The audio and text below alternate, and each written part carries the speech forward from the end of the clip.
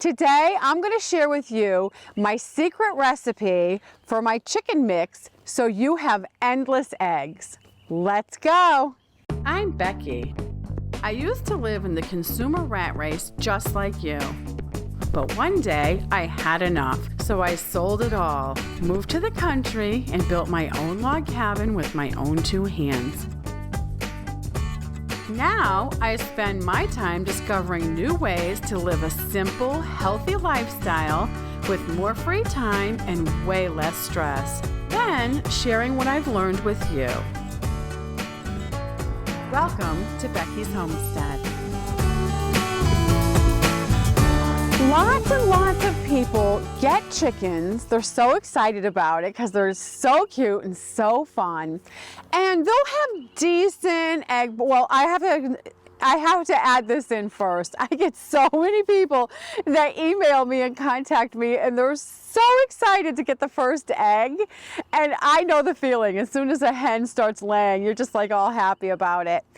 But from there forward, the egg laying will be inconsistent for people. I get a lot of questions about that. And it's very important, the food you feed your chickens, if you want to get consistent egg production for years. I always try to inform people that the first 2 or 3 years, a chicken will lay fairly decent if you're feeding it pretty good food, even store-bought food. But after that, the egg production will just fall off. And you want to try to keep that going as long as you can, as consistently as you can. And it all boils down to what you feed your chickens. So I have figured out through the years that, of course, whole foods work the best, just like for us. To be healthy and get all the nutrients, whole food is the best. It's the same with the animals. The closer you can keep the food to just natural whole food, the healthier everybody will be. I'd like to point out to people that the commercial hatcheries that provide all the stores with their cartons of eggs only keep their flock 2 to 3 years, and 3 is stretching it, because as soon as the chickens start slacking off on laying eggs, they just get rid of the whole flock and they get another one. So you have to keep that in mind. They, of course, don't want to spend any extra money to raise the quality of food. Obviously, they're in business. They need to keep a bottom line so they make a profit. Where when you're a homesteader and you have chickens, you know, you're not really into that. We're not into quantity over quality. We want quality. I'd rather have less eggs, but they were awesome quality eggs. Okay, so just keep that in mind though. So chickens up to age 2 or 3 will lay fairly decent even on, you know, just commercial bagged food. But after that, you have to step it up. So what I do is I just step it up straight from the beginning. I just keep them on a great diet their whole life. Here's a bag of Chick Star I bought. This is for my meat birds. But I just want to point out, it's so ridiculous. It's just like people food. It's a paragraph of ingredients. I just think that's ridiculous. When I go shopping for food for myself and I pick something up I might be interested in, if it's got a paragraph of ingredients, I put it back. I'm just like, what is all that and why is it in there? I just want whole food, so I just want to see a few ingredients. I don't want to see a paragraph of stuff. So you're just feeding, let's just say you're just feeding the bagged, you know, chicken food because everybody tells you it's fine and, you know, you don't know, you're not that experienced. So you're like, well, let me just buy this commercial bag of feed. It should be fine. It says it's great. And then you're not getting the results you are desiring. A lot of people will kind of blame the chickens or something wrong with the chickens, or they're just starting to feel a little down, a little negative about the whole chicken project. You know, it's not really going like they imagined. When really, the whole solution lies in what you're feeding your chickens. That is the key point. When you feed them good, those chickens will last for years and years and years, and they will lay eggs for years and years and years, regularly. And I'm talking about through the winter. My chickens lay all winter. And I have people writing into me that, oh, Becky, you were right. My chickens laid all winter because I switched to your food. So I'm not just saying this from my own personal experience. I have countless people writing in that they're having great success as well. So that can give you a little confidence in go ahead and mixing up a batch of my chicken mix. So now I'm going to go over each of the 5 ingredients, and I'm going to explain each one and how you mix it together and how it all works. Let's start with the whole corn. A lot of people think the chickens can't eat the whole corn, but I always guarantee people they 100% will eat the whole corn. I've seen mother hens with little babies that I've had that have hatched out, you know, Sweetie hatched out some babies. They were tiny little babies, chicky babies, following mommy around, and I threw it down some whole corn for Sweetie. And she showed the babies how to eat it, and those babies gulped it right down. I was actually amazed myself at how tiny they were, and they gulped down that whole corn. So I just like to assure people, your chickens can swallow whole corn. There's no worries about that.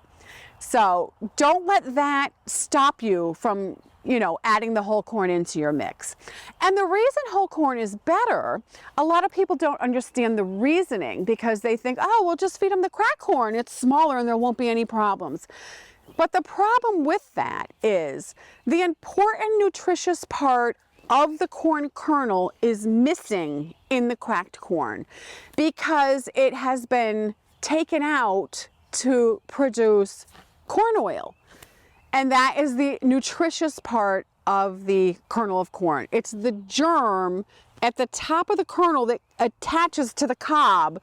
That part of the corn has all the nutrients in it, the fat and the nutrients.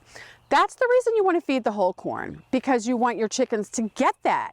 They need that and benefit from that.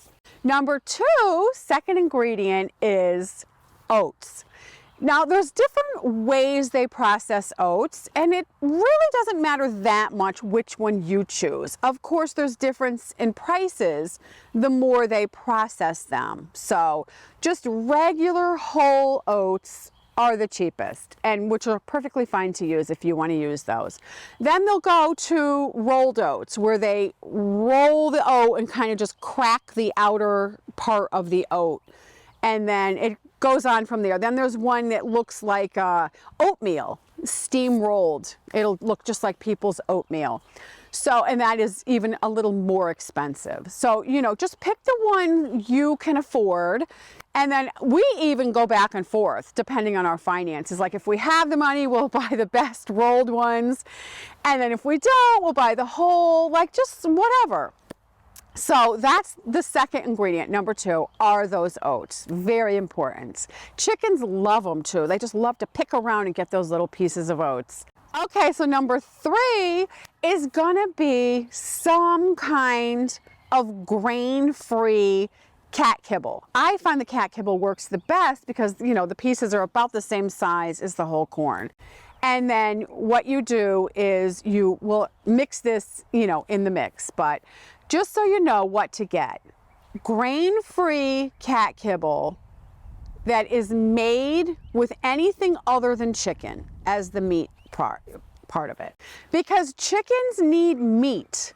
And that is a great source of meat protein for your chickens. Yes, they will get a few bugs around. Like if you can see my property, I have like lots of grasshoppers over here, crickets, like loads of them. So, you know, especially in the summer, it's not really a problem to let the chickens get enough protein.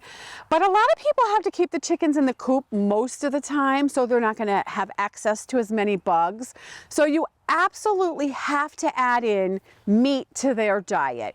And using the kibble in my mix is just a convenient way to do that. We're all busy, so you know, you want to accomplish both. You know, you want to make it as easy as possible and at the same time feeding, you know, the chickens exactly what they need so they lay really well. Okay, so the 4th ingredient is going to be something that you can add, especially for the people that live up north in a colder climate is the black oil sunflower seeds. That adds a lot of fat to the chicken's diet as well, because they'll eat the whole seed. They'll eat the outer part and the seed in there. You don't have to open them. I have had people ask me, do they have to open them? Which I think is so funny. I almost want to be ornery and be like, yeah, you got to open them. And I can just picture somebody sitting there opening 1,000,000 sunflower seeds. But I'm only joking because I have a sense of humor. But anyway, you don't have to open them. You just feed the whole, you know, how they come in the shell, and the chickens will eat the whole thing.